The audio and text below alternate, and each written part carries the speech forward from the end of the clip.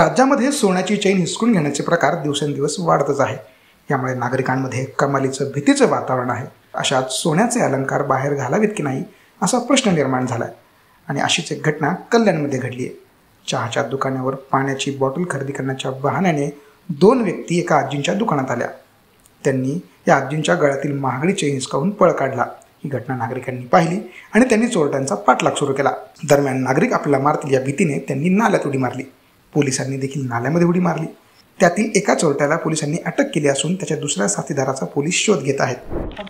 एका आजीबाईला लुटण्याचा प्रकार झालाय, काय प्रकार आहे? मानपाडा पोलीस ठाणे येथे काल सकाळी 10:30 वाजता ही चेन स्नॅचिंगची घटना घडलेली आहे। यामध्ये एक टी स्टॉल चालवणारी वयोवृद्ध जी महिला आहे, त्यांचं नाव आहे गुलाबी पुजारी, वय 72 वर्ष।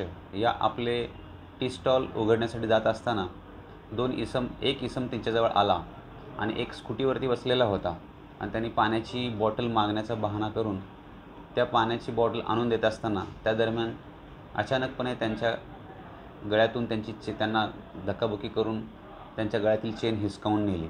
त्यांनी आरडाओरडा केला।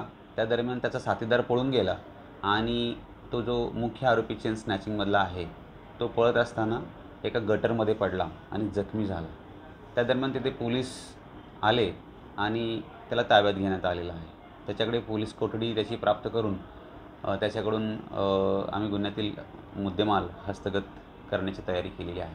आरोपी कोण अटक आहे सर यामध्ये? एक आरोपी अटक आहे धनराज छपरवाला नावाचा, वय वर्ष 25, राहणार शेलार नाका, आणि त्याच्या साथीदाराचा शोध सुरू आहे।